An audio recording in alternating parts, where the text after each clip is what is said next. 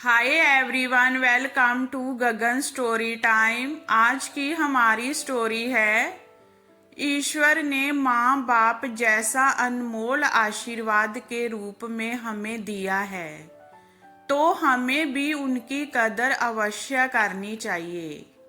Ranjana canteen में खाना बनाती थी और उसका पति चपरासी का काम करता था। बहुत ही ईमानदार और जिम्मेदार महिला होने की वजह से उस पर धीरे धीरे कैंटीन की सारी जिम्मेदारी आने लगी थी। रंजना के 2 बेटे और एक बेटी थी। जरूरत भर की पढ़ाई सभी ने की थी और कुछ ना कुछ काम काज कर रहे थे। रंजना अपने बल पर सबका शादी भी कर दी थी और बुढ़ापे में भी काम करती थी। छोड़ा नहीं था उसने। उसने अपना छोटा सा घर बनवाया था और जरूरत की सारी व्यवस्था भी किया था। बड़ा लड़का थोड़ा मक्कार था। वो माँ से किसी न किसी बहाने सारे पैसे लूटता रहता था। हालांकि रंजना ने बड़े साहब से सिफारिश करके उसकी बीवी की नौकरी भी लगवा दी थी। इसके बावजूद भी वो माँ को तंग करता रहता था। एक बार रंजना ने पैसा देने से मना कर दिया तो उसने उसकी पिटाई किया और घर से निकाल दिया।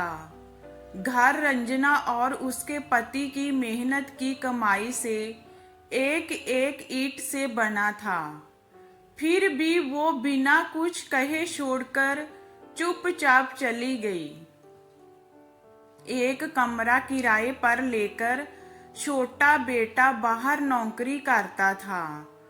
उसने माँ बाप की मदद करके एक घर किराए पर दिलाया और जरूरत के सामान की व्यवस्था भी की, क्योंकि इतना पैसा तो नहीं था कि वो लोग नई गृहस्थी फिर से बसा पाते।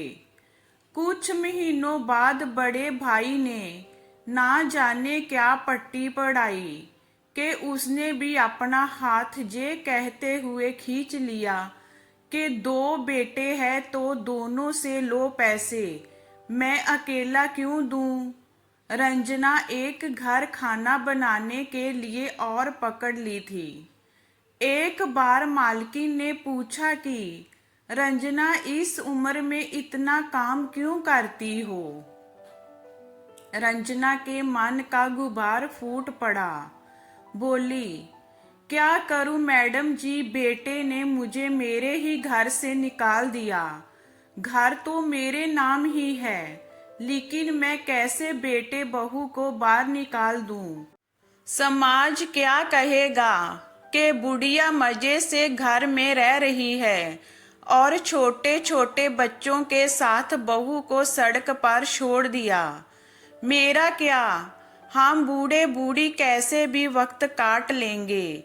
मालकिन नीतू जी को ताज्जुब हुआ कि जे महिला ना तो पढ़ी लिखी है, ना ही इतना पैसा रुपया है, रात दिन कितनी मेहनत करके पेट पाल रही है, फिर भी मानसिकता ऐसी कि बड़े बड़े उसके आगे कुछ भी नहीं है। शायद माँ बाप ऐसे ही होते हैं। नीतू जी को लगा, काश बच्चों को भी अपने माँ बाप की इतनी अहमियत होती।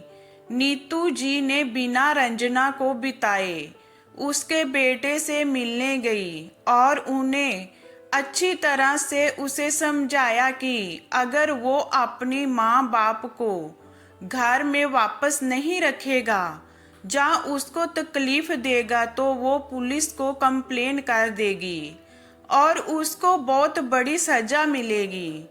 और उसे ये भी कहा कि हमारी मीटिंग के बारे में कुछ भी नहीं बताएगा रंजना से। लड़का भी सहम गया था। उसे लगा था कि ये कोई कौड़ी धमकी नहीं है। दूसरे दिन रंजना खूब खुश दिखाई दे रही थी। नीतू जी, क्या हुआ रंजना, आज बड़ी खुश हो? पूछा। मैडम जी, मेरे बड़े बेटे को शायद अपनी गलती का एहसास हो गया। वो आकर हम दोनों को हमारे घर वापस ले गया, अपने परिवार के बीच। और अपने बच्चों के साथ रहने से बड़ा सुख कुछ भी नहीं है। बच्चे हैं, गलतियां हो जाती है। अगर सुबह का बुल्ला शाम को घर लौट आए तो उसे माफ कर देना चाहिए। नीतू जी भी मुस्कुरा रही थी कि वो रंजना के लिए कुछ कर पाई थी और रंजना को अपना घर बार वापस मिल गया था। तो ये हमारी स्टोरी आपको कैसी लगी हमें कमेंट में बताइए। लाइक कीजिए, शेयर कीजिए एंड वॉचिंग के लिए थैंक यू।